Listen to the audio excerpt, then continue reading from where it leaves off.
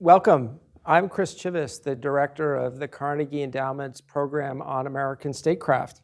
And we're here today to take a look at U.S. strategy towards Iran.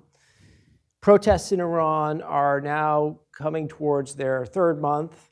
Iran has provided weapons to Russia, specifically the Shahad drones, in order to help Russia in its war on Ukraine. The nuclear talks that have been going on, again, since the beginning of the Biden administration are stalled and have been now for several weeks. Meanwhile, U.S.-Saudi relations are in a state of disrepair. Iran's nuclear program seems to be moving forward. Iran is continuing its destabilizing regional activities. It's threatening former U.S. officials and engaging in other hostile acts. So in light of all of this, and especially the protests and the lack of progress on the nuclear talks, we thought it would be helpful and interesting to get some knowledgeable people together to talk broadly about U.S. strategy towards Iran. What are the real options? What tools are available and which are likely to be effective? What are the risks involved with different approaches as we look out over towards the medium term? And ultimately, what are America's interests in Iran and how might they be changing? So as I said, I've got three great experts here to help me think this through. To my far right, I have Henry Rome, who's a senior fellow at the Washington Institute for Near East Policy. Immediately to my right, I have Suzanne Maloney, who is the vice president and director of the foreign policy program at the Brookings Institution. And to my left, I have Aaron David Miller, a colleague of mine here at the Carnegie Endowment, where he is a senior fellow. All three of you have obviously got deep expertise, not just on Iran, but also on thinking about US policy to Iran, which is really what I want to focus on today. So welcome. Appreciate all three of you being here. What I'm hoping that I can do, Suzanne, is actually to start with you and ask if you'd be willing to provide us with a sort of summary of how you've seen US policy toward Iran evolve in recent years. Sure. Well, thanks so much, Chris, for including me in this discussion. I'm really glad to be here and look forward to learning from all of our conversation. I think what's most notable about Iran in the context of US policy is, despite the fact that it is highly contested and highly politicized, there has been, in fact, a considerable degree of consistency in US policy toward Tehran since 1979. The basic contours of the US approach to Iran were formed in the days after the seizure of the US Embassy in November of 1979. And at that time, the Carter administration created a sort of crisis working group that set forward two main tools or levers of policy. One would be diplomacy, persuasion. The other would be pressure, coercion. And that basic balance has been applied by every US administration from both the Republican and the Democratic side to greater or lesser degrees with considerable degree of consistency over now 43 years. Despite the fact that we see so much partisan bickering over Iran, every American president has sought to engage directly through diplomacy with the Iranian leadership in hopes of trying to change its behavior. And every American president from both parties has sought to use coercive tools, both military and economic, to try to pressure Iran to change its behavior. And for most of those 43 years, we've had fairly limited degrees of success, and we can talk about why that is. I think it's been very clear that the past 2 decades of US policy toward Iran has been very much dominated by concerns about the nuclear program. A little marked anniversary a couple of months ago was the anniversary of the disclosure of Iran's secret enrichment facility, which provoked a crisis in 2002 about what to do about a program that was further along than the international community had previously publicly acknowledged with respect to Iran's nuclear ambitions. There had been longstanding rhetoric about Iran's pursuit of WMD, I think dating back to probably the late 90s, those of you who remember that, coming from both the United States and Israel. But it was in August of 2002 that revelations about Iran's enrichment capabilities that had not been disclosed to the International Atomic Energy Agency actually precipitated a crisis, precipitated new diplomacy toward Iran, but really put the nuclear issue at the centerpiece of American interests and concerns with respect to Iran.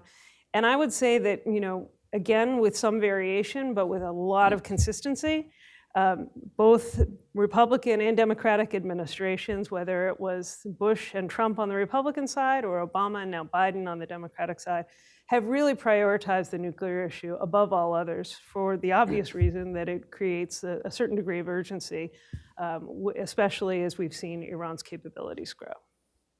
I think that's really helpful to get us started because that's exactly, you've already touched on some of the things that I was hoping to talk about, especially whether or not the nuclear issue, which has really been at the center of America's approach to Iran for at least the last decade, if not more, is still the issue that ought to be at the center of it. And then obviously the question of whether or not we have the right balance between military or coercive and diplomatic tools. That's what I'm hoping to explore. But maybe we can start, Henry, maybe with you on the question of diplomacy. I mean, one of the things that has occurred to me is that, obviously, the Biden administration has kept the military option on the table. Obviously, the Trump administration exercised the military option, although not with regard to the nuclear program. But in general, certainly in the Obama administration and the Biden administration, the emphasis has been on diplomacy, and it's been on trying to achieve perhaps some kind of a rapprochement or at least a détente with Iran through the nuclear negotiations while also achieving the objective of preventing Iran from acquiring a nuclear weapon. With the talks stalled, with the protests now in the street, I sort of am looking at this and saying, is the diplomatic path, is the diplomatic option being taken off the table?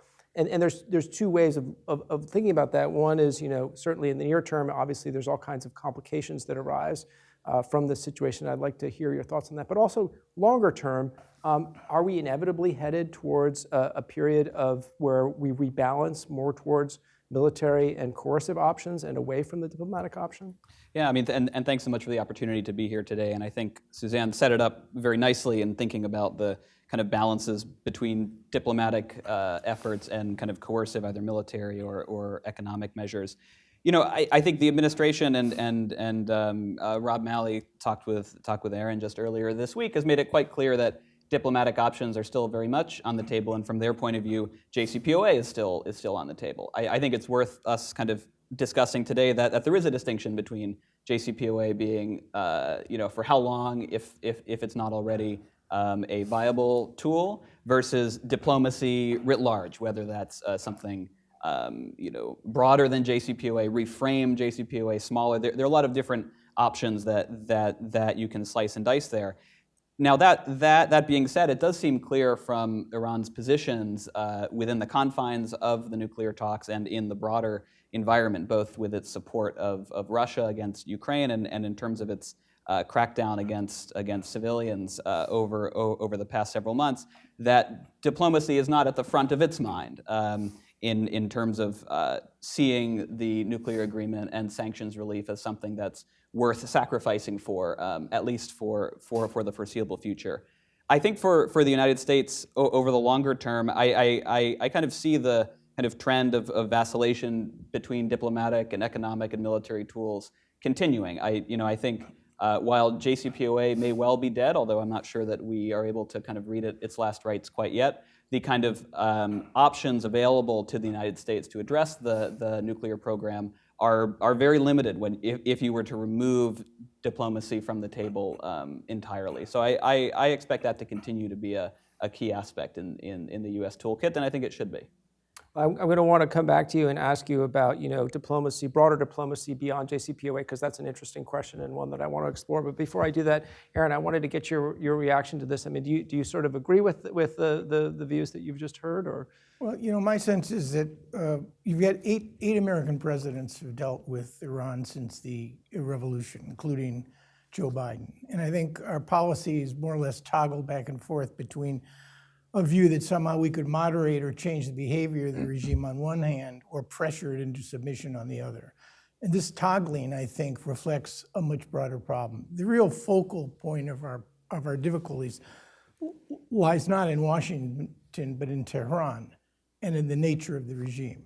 And I think you really need to distinguish between options, which are simply tools, and solutions. We have a military option against Iran, but we have no military solution. We have a political, diplomatic option to engage Iran, and as you pointed out, Chris, we've channeled it through a very narrow focus of trying to deter and constrain, ultimately eliminate Iran's nuclear option, but we do not have a political solution. Our relationship with Iran for decades, at best, has been transactional, not transformational. And that, in essence, to me, is the strategic problem that we face, with a regime that looks at the United States as a fundamental adversary and maneuvers and manipulates Washington in order to preserve its own power. The real question is, all of these options or tools, what in fact is the end state? And I think that demands a rigorous answer to the question, since form follows function. What are American interests when it comes to Iran? What are we trying to achieve? And that question, when you talk strategic option, strategy, what's a strategy? It's a plan or a policy with the aim to accomplish some overall objective. And I think that, in essence, is a problem. I know where I come out at the end of the conversation. I don't believe in transformations. They are very rare, certainly engineered American transformations. So it's a very transactional approach. It's been that way for decades. We've erred very often and made this situation worse. But we've also, at times, I think, understood what those interests are and have sought to achieve them. It's just you're dealing, in my judgment, with a regime that unless the regime is changed, it seems to me we're going to be into a policy at best of deterrence and containment going forward. I want to talk about a number of things that you've mentioned, including the question of how we ought to be thinking about American interests in Iran as we look out over the course of, say, the next five years or so. But just for a point of clarification, you said that there is a military option but not a military solution. Would you say the same thing of diplomacy, which was my original question? Is there a diplomatic solution, or just like as with the military tool, is there only a diplomatic option? If you mean solution by end state, that the United States, through its own incentives and disincentives, can create a situation where we have a fully normalized relationship with the regime in power, the answer is absolutely not.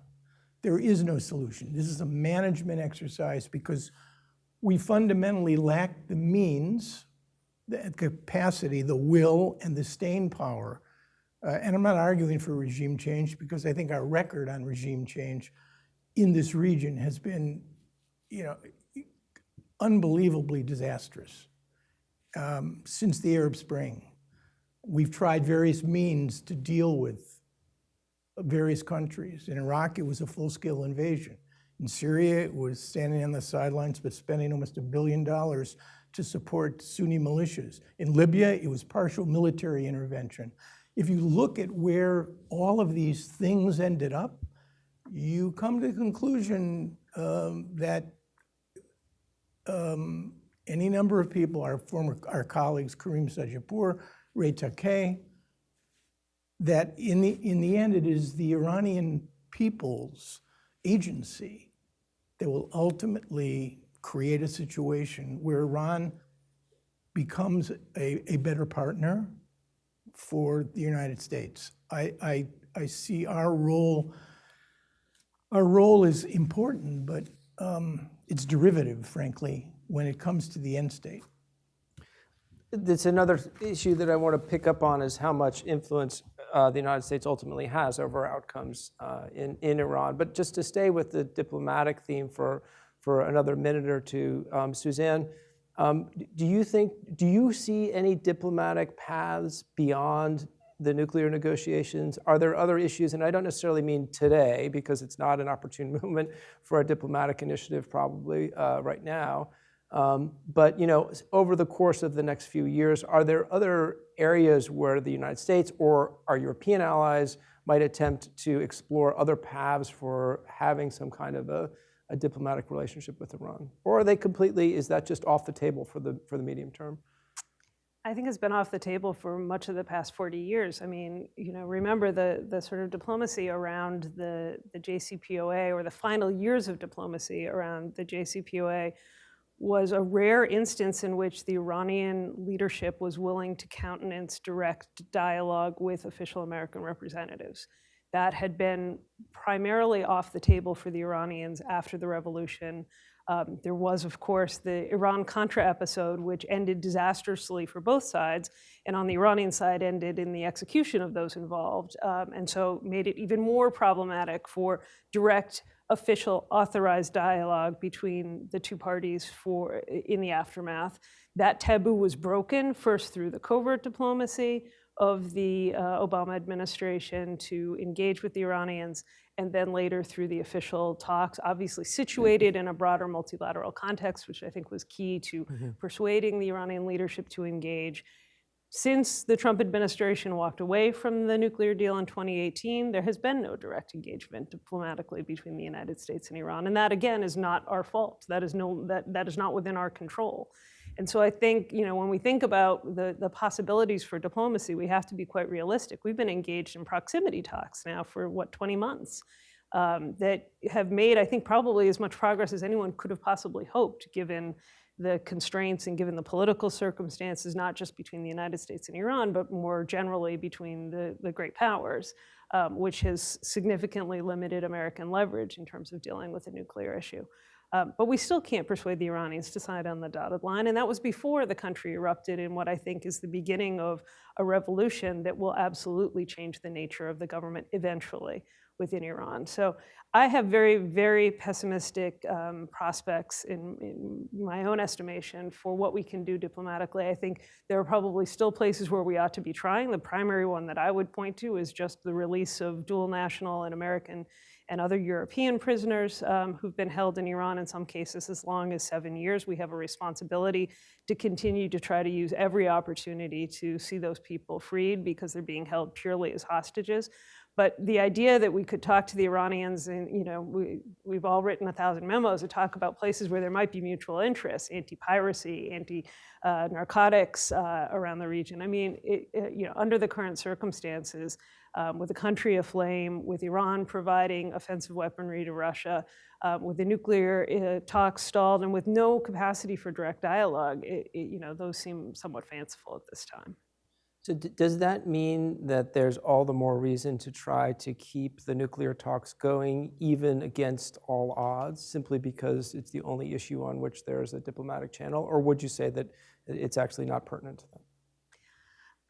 Personally, I think the nuclear process has run aground, and we have to recognize that, and we have to acknowledge that.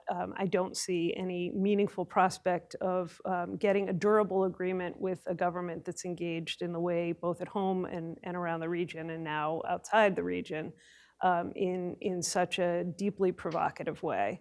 And I would, kind of point back to the experience of 2009, when even in the aftermath of the Green Revolution, the kind of uprising that took place after the contested re-election of Mahmoud Ahmadinejad, the Obama administration remained, I think, understandably, justifiably fixated on trying to get to some kind of a viable negotiations with the Iranians around the nuclear crisis. They continued to pursue overtures. They actually got to a confidence-building measure that was announced with great fanfare in October 2009 by Carnegie's former president and now director of the CIA, Bill Burns, that there would be a sort of an agreement around provision of uranium for the Tehran research reactor. That agreement fell apart almost as quickly as it was announced.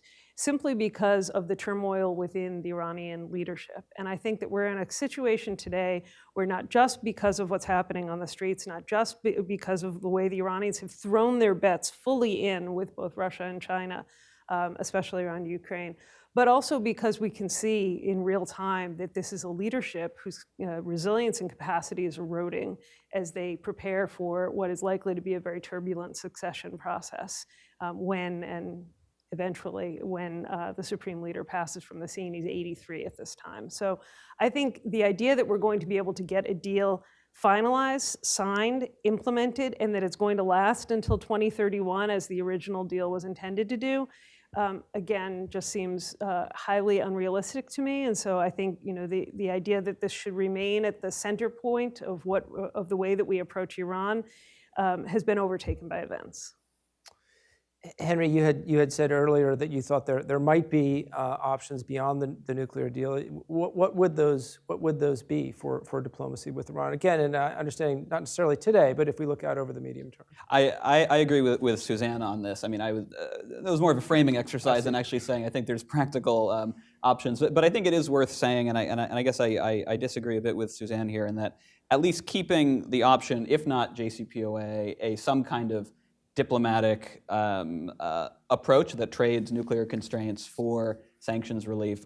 I think there's still value in keeping that ostensibly on the table, even if the kind of prospects of securing it continue to go down. I think there is still an interest in kind of short-term diffusing the Iran's nuclear progress in exchange for sanctions relief that I think continues to be in American interest, although. And I think the downside with declaring the talks dead, which as a practical matter, there are no talks right now. So de facto, there aren't talks going on. So there's no talks to kind of pull out of. The downside is you have to come up with an alternative. And I think we can discuss here that there are lots of options that the U.S. could try to put forward. But if the administration is not willing or not able to put forward a kind of clear alternative plan, then I think the kind of status quo will continue, and that there is an option for a deal on the table,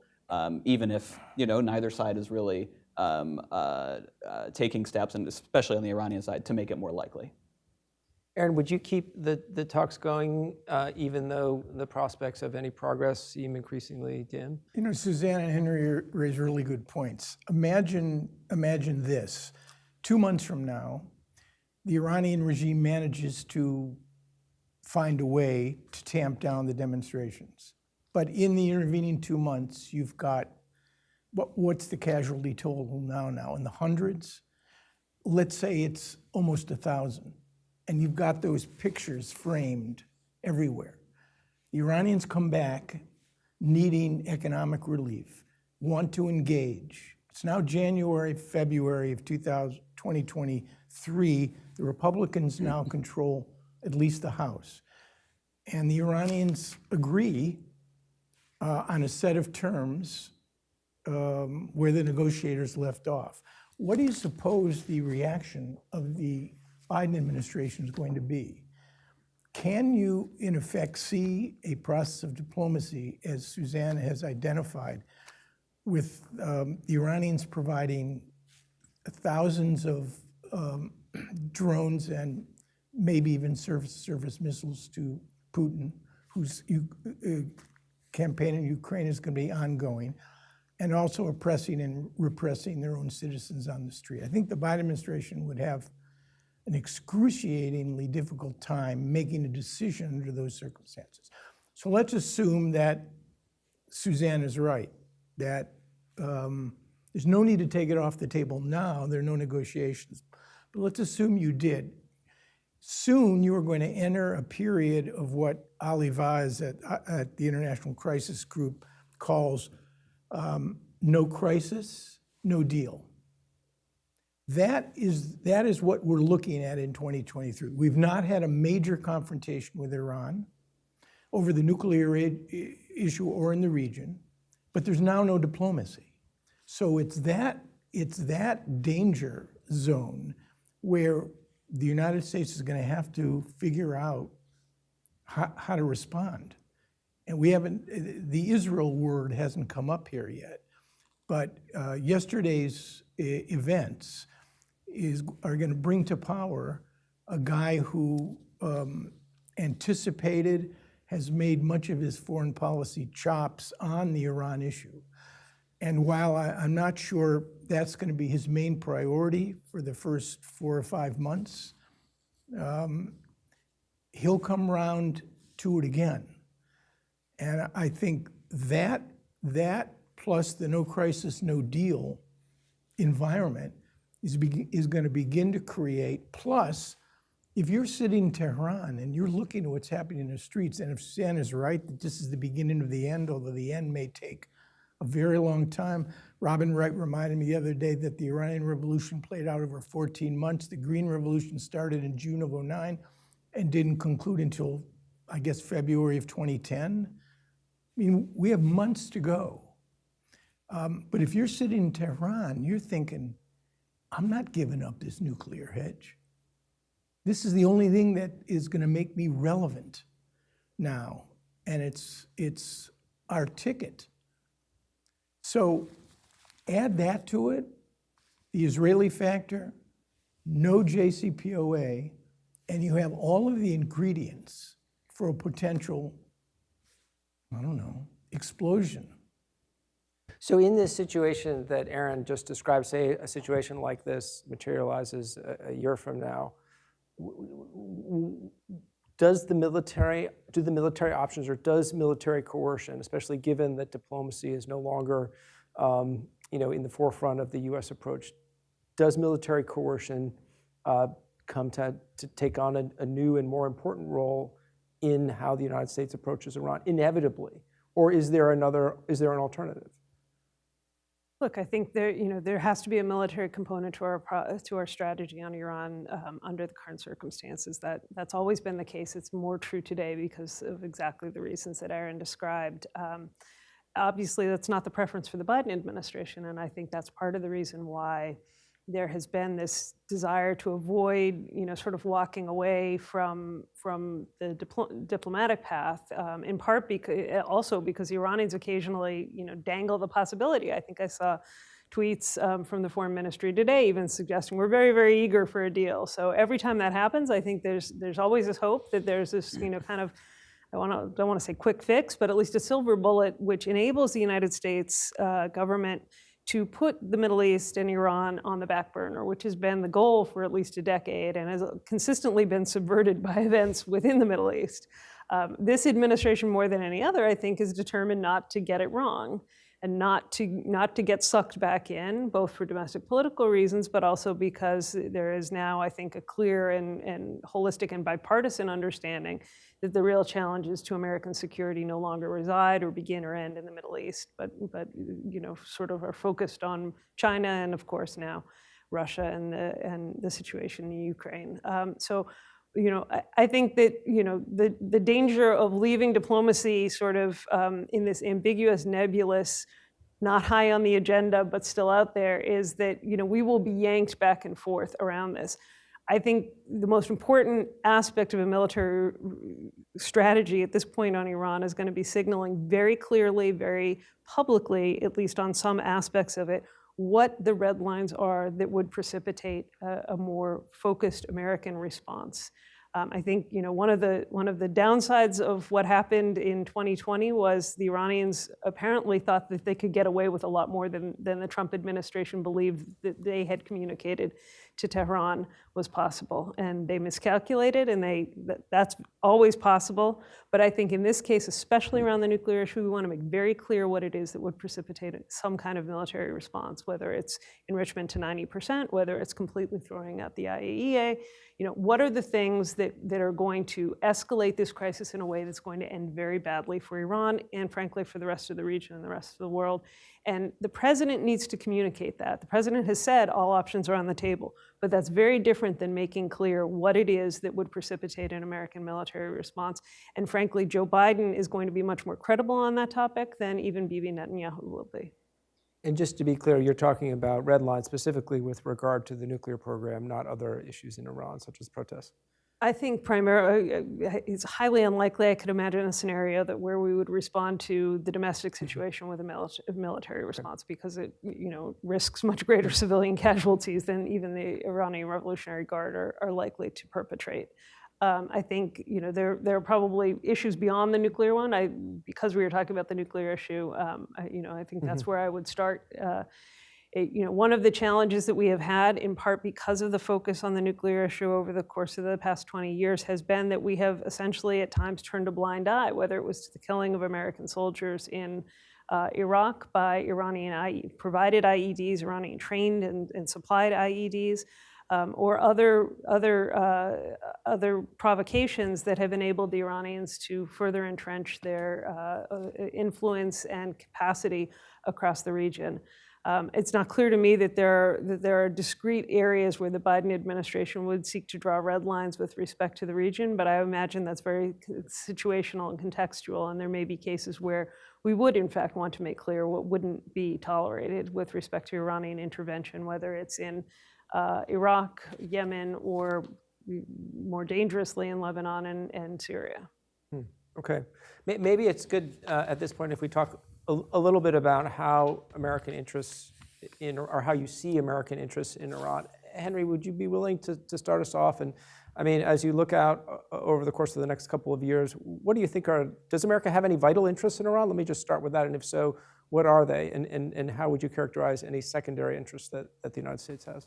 Yeah, I mean, I tend to see the kind of American interest in kind of three buckets. There's the nuclear program, there's Iran's regional activity, non-nuclear, and then you have domestic human rights related issues. There might be others that I'm forgetting, but those I think are the kind of main kind of categories. And I think there's still a good argument to be made that the category that threatens the United States the most would be the development of an Iranian nuclear weapon, and that there is a reason that this kind of continues to be a preoccupation of American presidents and decision makers in trying to find ways to deny Iran that capability. But policymaking is about prioritization, and I think there's valid reasons to switch up the priorities. But I think a lot of ways the changing the order here, removing nuclear from its kind of top of the pyramid and putting human rights or regional issues, those do have real trade-offs that I think are worth talking through. Just for instance, I think it's very tough to imagine a world where the U.S. adopts a kind of full-throated regime change type strategy.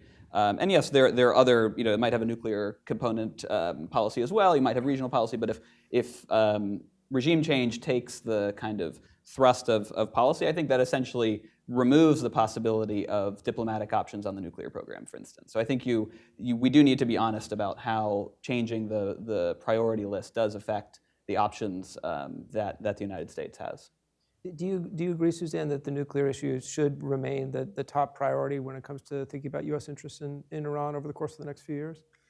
I think it has to occupy a centerpiece of our day-to-day concerns. For much of the past 20 years, it was sort of number 1, 2, 3, 4, 5 on the list of things that kept U.S. policymakers up at night.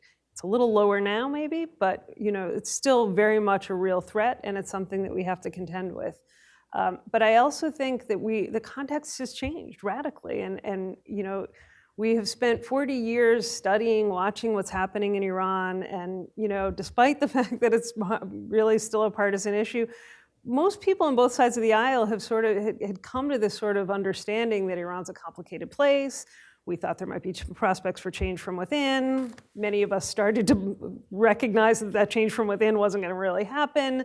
But still, we thought we could do some things on diplomacy because Iranian leaders were rational actors, and they, in fact, understood the cost-benefit trade-off of pursuing a policy that set them at odds with not just the United States, but with the wider world. I think that context has changed. They have concluded from the experience, not just from Trump withdrawing from the nuclear deal, but from what they've watched of American policy, the withdrawal from Afghanistan, what they've watched of Chinese and Russian policy, that they're going to throw their bets, and this is the leadership, not the people, they're going to throw their bets in with not with Europe, not with the United States, not with we need to get SWIFT and ties to the international financial system dominated by the United States, but we believe that there is another set of powers rising, and in fact, our future stability as a country, our future prosperity as a country relies on looking east and investing there.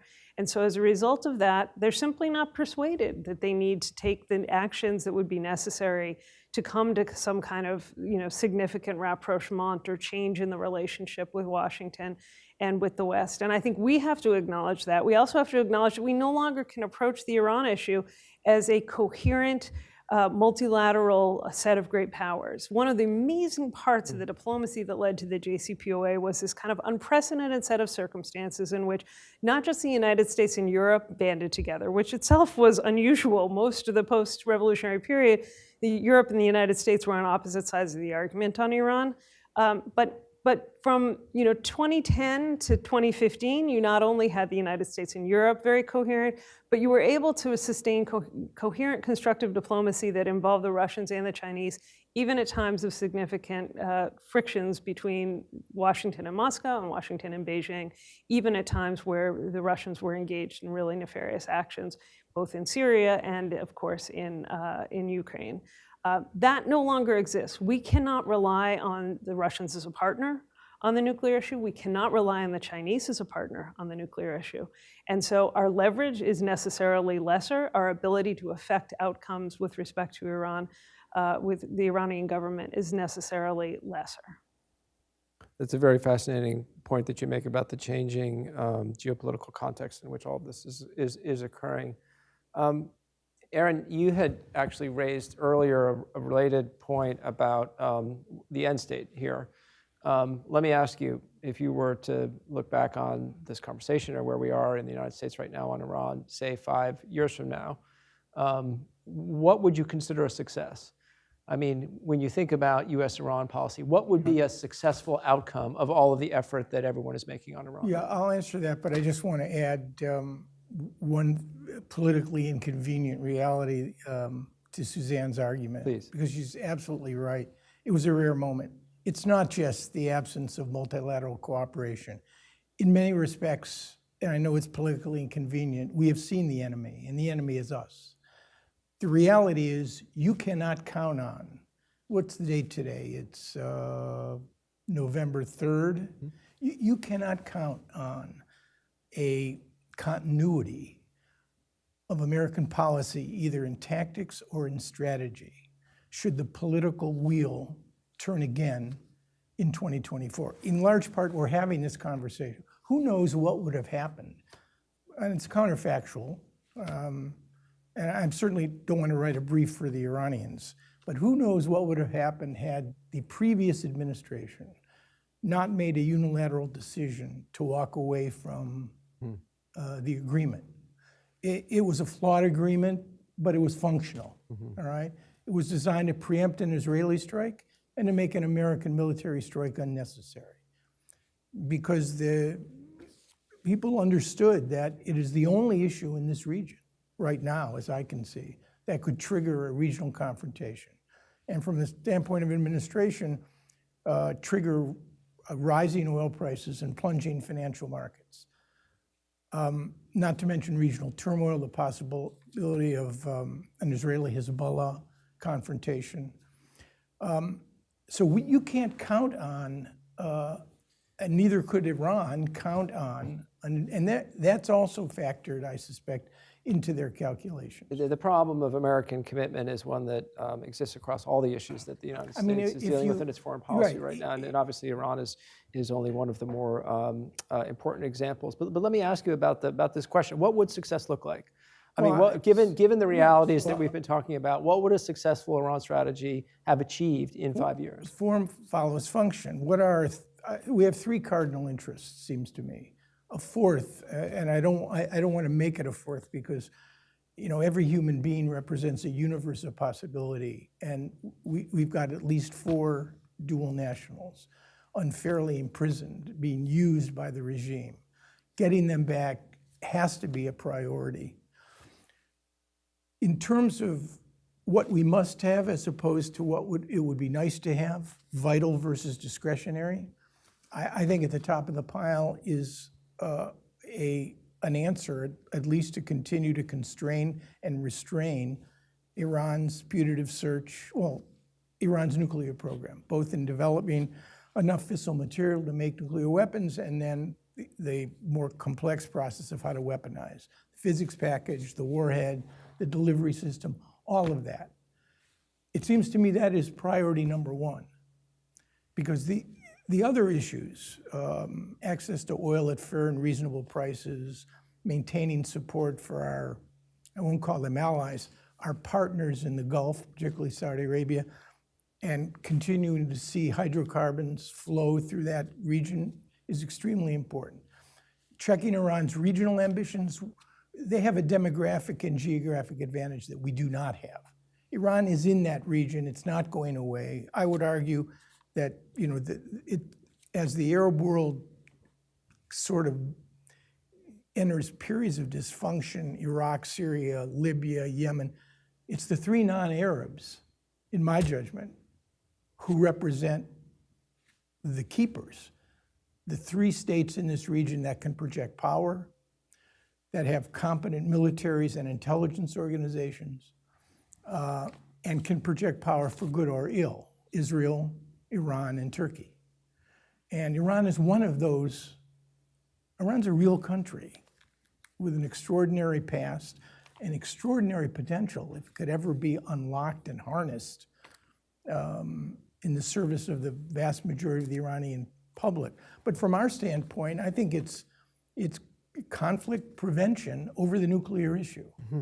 Now, and that includes one other point, and that is nuclear proliferation. Right. By other states. I'm going to hand the same question to Suzanne and Henry, but I want to note that we are starting to get some questions from our audience, who obviously are virtual today. So I'm going to pick up my phone here and start reading some of these questions that come in. But first, let me ask you, why don't we start with you, Henry? I mean, 5 years from now, basically, if I sort of summarize what Aaron seemed right now to be emphasizing, it was that at a minimum, a realistic outcome could be one where there are still constraints on Iran's nuclear program, and we've had the hostages returned. That there are a number of other issues which he listed, which could be obviously things that would be desirable, but you could still consider a U.S. strategy to Iran to have been successful if those first two objectives were achieved. Do you agree with that? Yes, I agree. Leave it at that. Suzanne, how about you?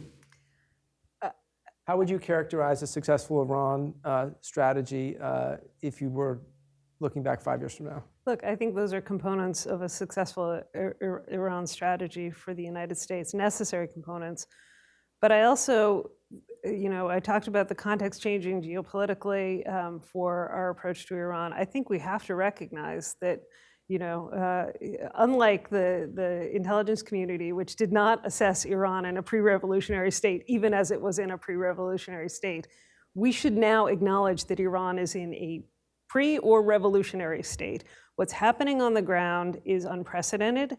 It is truly historic, and it is going to have long-term consequences for the capability of this system. I don't know what the trajectory of that political change within Iran will be, but I think everything that we do in terms of our Iran strategy has to be predicated on a different set of assumptions than existed before the death of Mahsa Amini, which was that Iran was a country of a very unhappy population, but a largely stable government. That's no longer the case.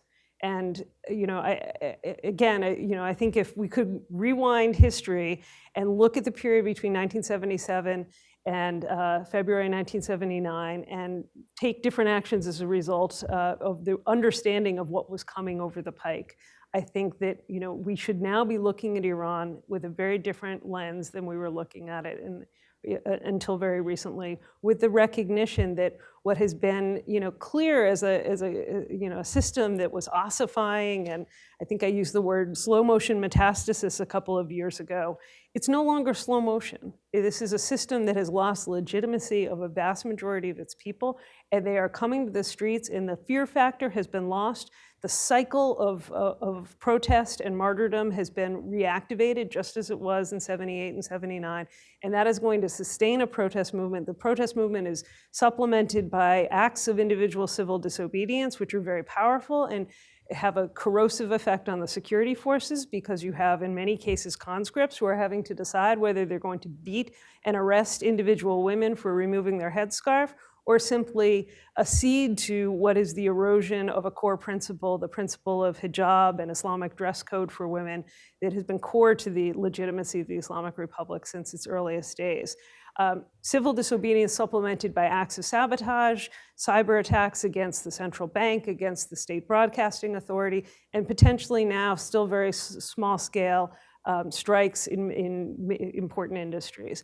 All of this has the hallmarks of what we saw in the past, what we have seen in other parts of the world. It does not have a leader. It does not have a destination in terms of what Iranians proactively want, but they're very clear on what they don't want, and that is the Islamic Republic.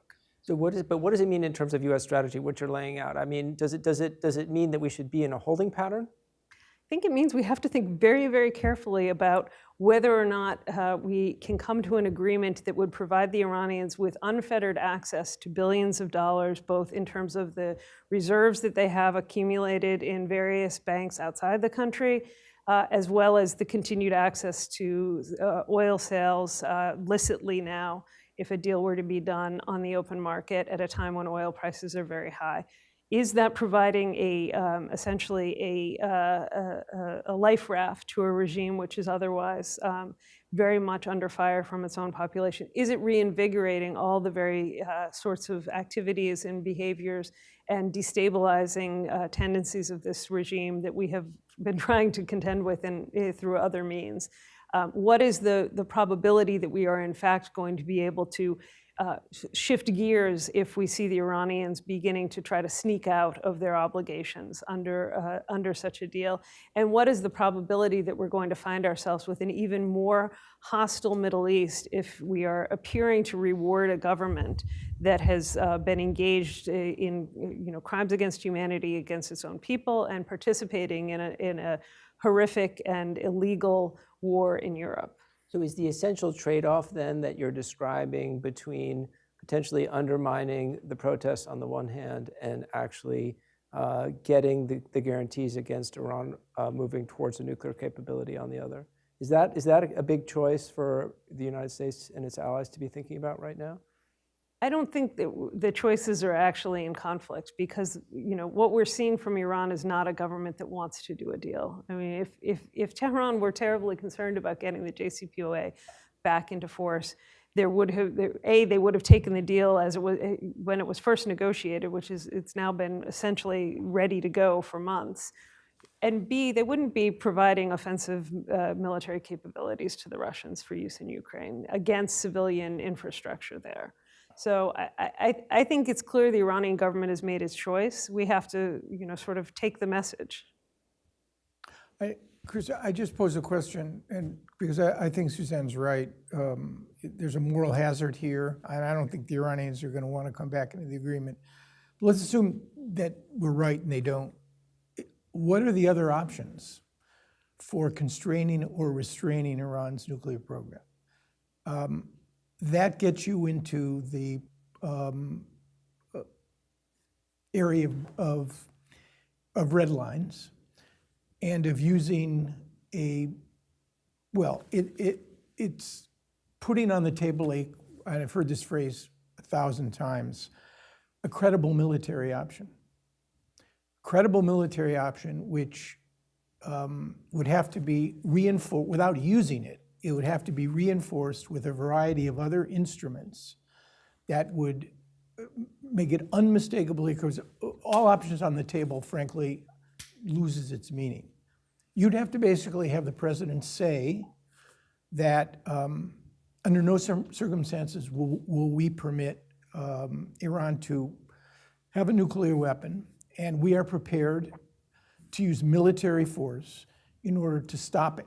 But then you'd have to create a sort of substructure in order to demonstrate that you were serious about that. What would you have to do?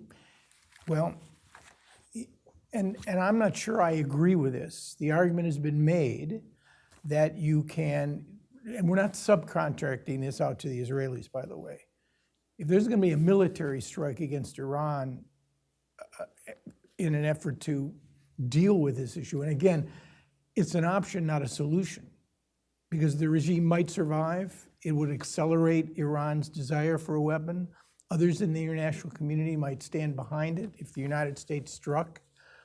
But is deterrence a possibility?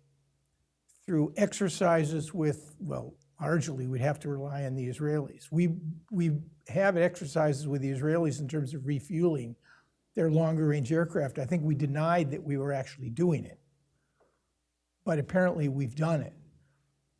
So we have a question from the audience. We have a couple of different questions, but one of them gets at this issue of, the credibility of the U.S. military option. And I think, and correct me if I'm wrong, but there's certainly a credible U.S. military option to support a limited Israeli strike, for example, against an Iranian nuclear facility. But I think the question from the audience is whether or not, beyond that, the United States can actually make a credible commitment that it would use military force beyond something very specific like that, given the history that we've had in the Middle East over the course of the last 20 years.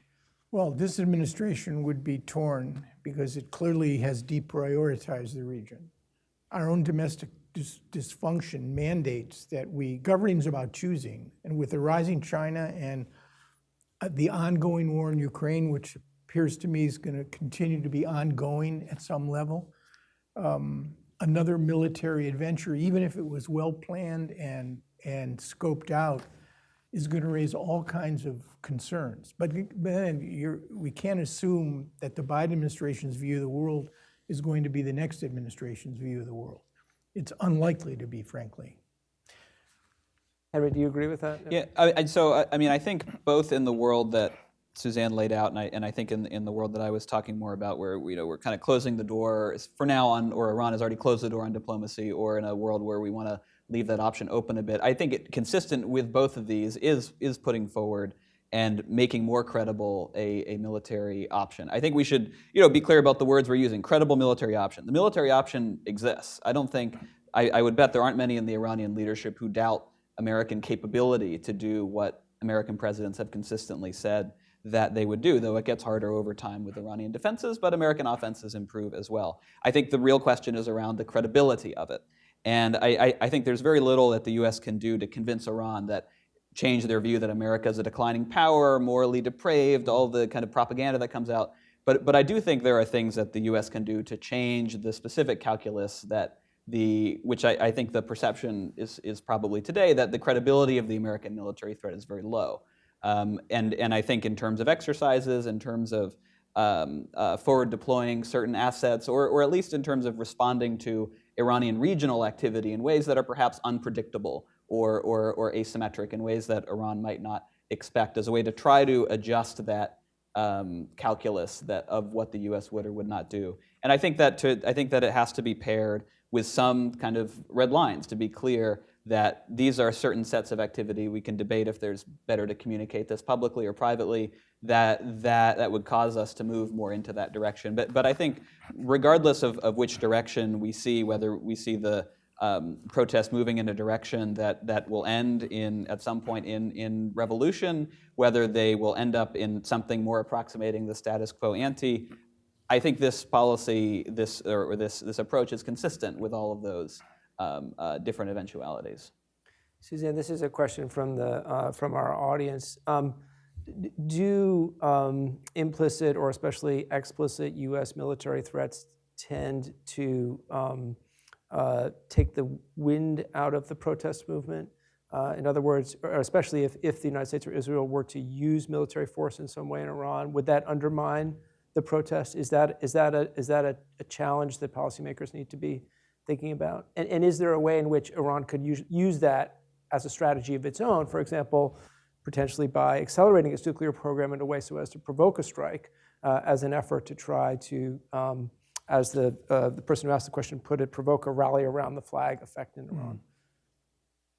Look, I think the government is capable of a lot of things, and I do think we have to be on guard for efforts to distract the public from what's happening on the streets by creating a crisis somewhere else. I tend to think it's probably not with a massive acceleration of the nuclear program. I think we've already seen a higher tempo of strikes in Kurdistan. I think it's possible. There were reports last night that that there might be some direct threat against territorial Saudi Arabia, which we've seen in the past, obviously, in terms of the Abqaiq attack.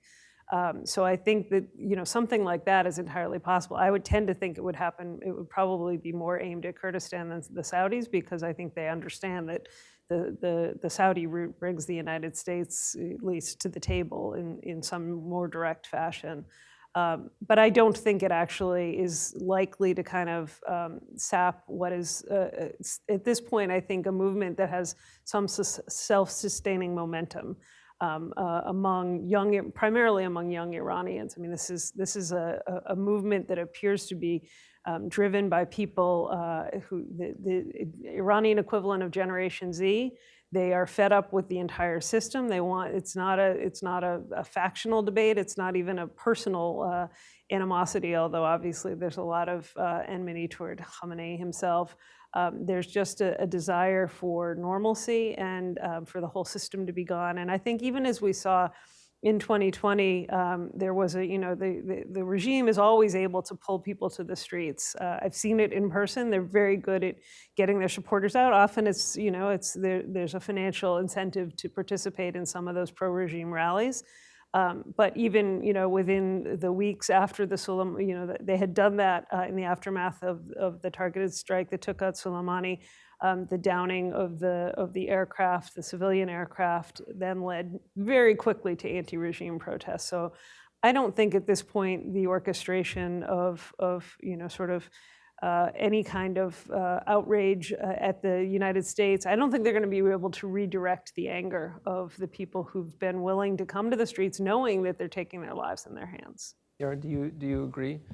There's no way to know, but I trust Suzanne's judgment on this. Yeah. Thinking through a military option, I think Frank McKenzie, former head of CENTCOM, made a comment that this may have been in private. The whole purpose of CENTCOM was Iran, Iran, Iran. So there obviously are all kinds of scenarios and planning being done for such a thing. The Israelis struck twice, once in 1981 against an Iraqi reactor, and then again in 2007 against the Syrian reactor. Those were isolated, discrete strikes. Surprise clearly was a huge advantage.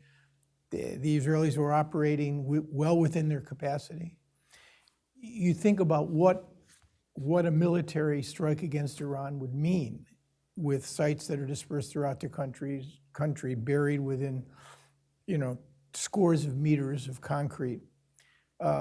You'd have to suppress Iran's conventional air defense system. You're going to have civilian casualties. It wouldn't be a limited strike. It would be a variation, I suspect, of shock and awe. And the consequences, I don't know much about radiation leaks or what the environmental consequences would be of such a strike. But the anticipation would have to be that it would also lead to confusion, uncertainty, and cracks, perhaps, within the regime, but that has to be balanced against the real rally around the flag effect if your country is attacked by another. You can see why, as limited and as imperfect the instrument as diplomacy actually is, why it was such a powerful, so attractive. Because again, I'm back to the issue of end state. Once scientific knowledge enters the head, figuratively speaking, of an entire society, how do you deal with that? Iran knows they know and they have the capability to make enough fissile material. And what if, the other point I wanted to make is, what are our eyes like now?